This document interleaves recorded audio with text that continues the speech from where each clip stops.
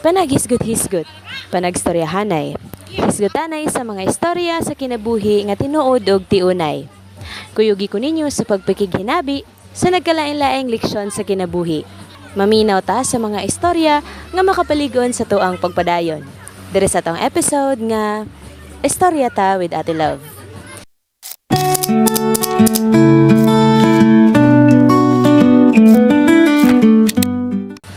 And for today's video mga langga, ato ang kauban karon, ato ang of course kinsa pa man daylain atong interviewhon.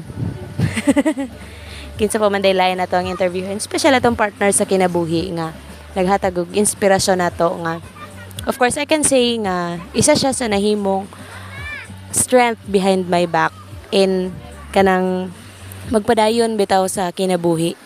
So karon ato siyang hinabion and ato siyang mas ila-ilahon pinagi sa paghatag niya og mga few questions lang. Mga duha lang ka question is enough. Pero I believe nga with these two questions, daghan na kay tag mahisgutan, daghan na kay tag maistoryahan.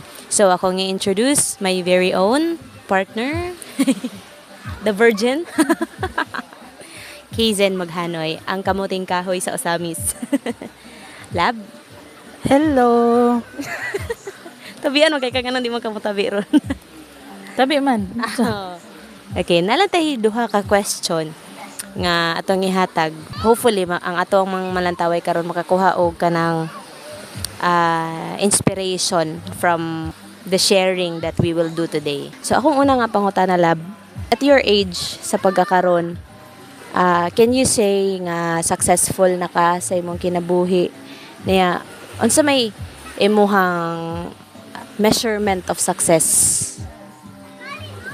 Suda kay nato bagon lab no.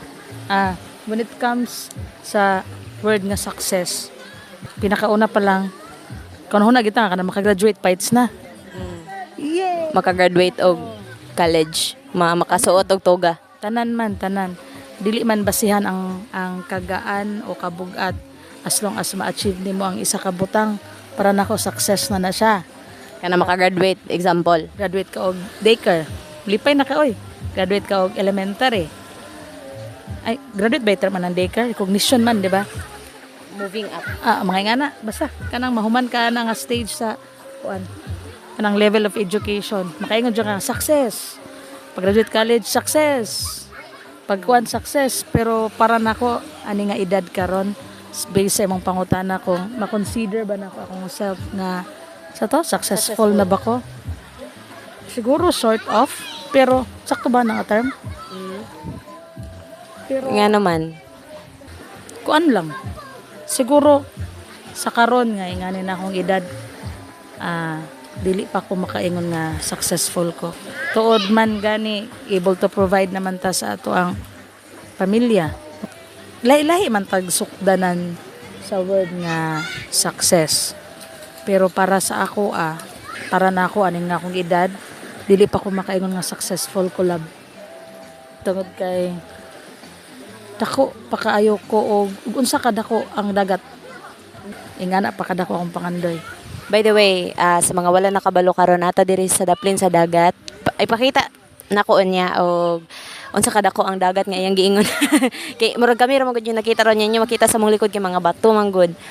So, nagpasabot lang na nga kuan ba though si Virgin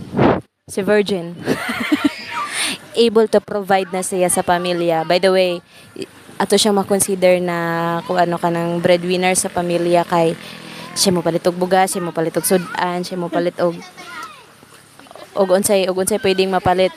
So siya ang mopalit. So makonsider na to nga able to provide na siya, syempre kay na siya trabaho. Pero ana siya nga dili pa daw siya successful. So mo na nagpasabot nga kanang lain-lain gid ta og measurement sa success. Kung ang ubang tawo atong pangutanon siguro kanang makahatag tag pagpalit og bugas sa tong pamilya, successful na, di ba? Success na. Pero ato ang nahinabi karon, na pa siya gusto nga mahimo. Na pa siya gusto nga kabuoton. Na pa ko'y gusto buhaton, na pa ko'y gusto kabuoton, na pa ko'y gusto patunayan din para sa akong pamilya. Para nato. para sa akong kaugalingon nga makaingon jud ko nga uy nabuhat na ako.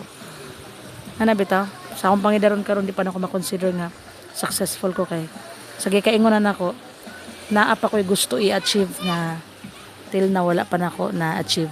Dayon imong gihunahon na nga kaya pa. Naa pa kay pwedeng mabuhat. So lab ang akong ikaduha nga pangutana lab or akong gusto nga madunggan gikan nimo. Unsa man imong mastorya lab sa mga makonsider nato nga batanon, mga working youth, non-working youth ug sa kato mga nag-eskwela about sa kining gihisgutan nato ron nga success. Kuan. Ayaw undang sa anang imong pangandoy. Kanang pangandoy bitaw nimo. Kabuta gyud. Kana bitaw. Nako hinumduman sa imong gistorya. There was one time nagsakay ko og van. Dayon na ako sa front seat. Nya, na ako'y masundan bitaw. Nami nasundan bitaw kanang magmotor. Nya maka-imagine ko ba nga kanang ako ang nag-drive sa motor. Dayon akong hunahuna adto one day makamotor ako. Na kanang ako mismo mag-drive niya. Gabi lang. Na mo na ning flashback siya sa kung hunahuna ba. So, kung nakagustong kabuton nga isa ka butang kanang hunahunaon yun mo nga mahimo nimo o makabuot nimo. So, God willing na ano ba, na flashback lang nako ba kay ga-drive mag motor gabi ako ra isa. What you dreamed before, nakabuot na day nimo. Muna ako giingon nga ayaw stop, di ba na kanta na? Don't stop Believing. oh, nga bitaw.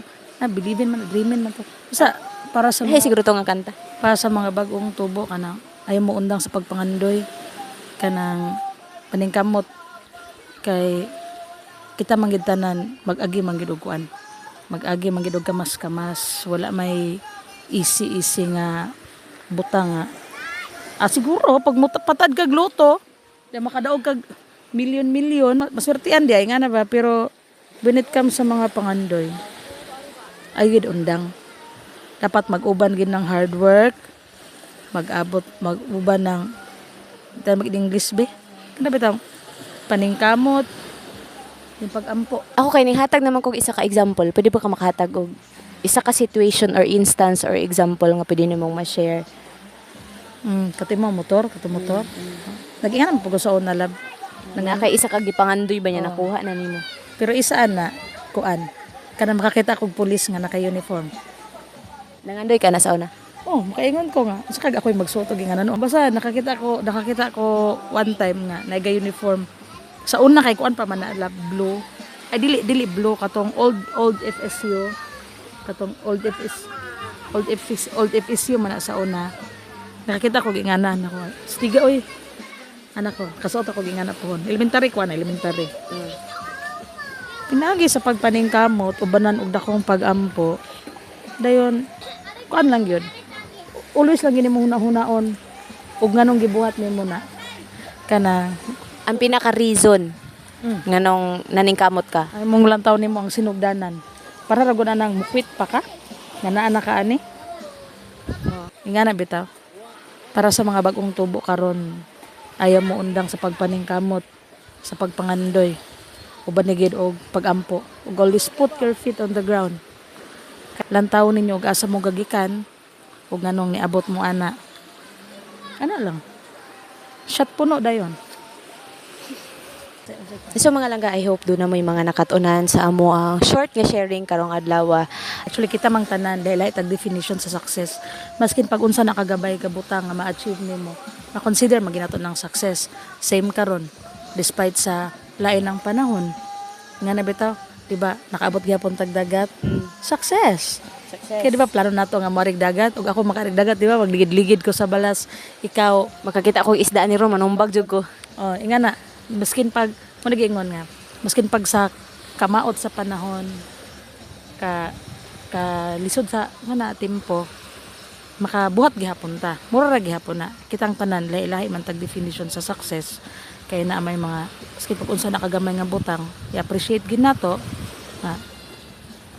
na-achieve nato ana bitaw dili lang ta muundang di ta muundang sa pagpangandoy di ta muundang sa pagpaningkamot inubanan sa dakong pagampo kay kana tanan pohon makita ra nimo ang resulta nga uy wala lang nimo nabantayan ba. Uy, kaabot na day ko aning kuana na.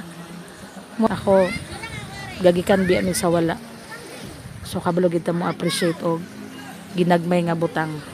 Always lang nato una-unaon. O para asa ni ang atong gibuhat. Ana lang, dili na to kalimtan na mag-thank you sa taas kay wala ning tanan karon og dili tungod niya. Thank you, love, for your sharing. Short pero kanang meaningful. Dayon, I hope pod na sa mga mulantaw ani nga video, doon na mo yung makutlo, doon na mo yung makatunan, and mahimo ninyong kana bang guiding point sa inyo hapong pagpadayon kay kami makaingon na po mi nga naa na po mi gamayng napundar na po mi gamayng naabot, and sa mga nagsunod na mo, I hope kamo pod pohon. It's your time. It's your time to shine.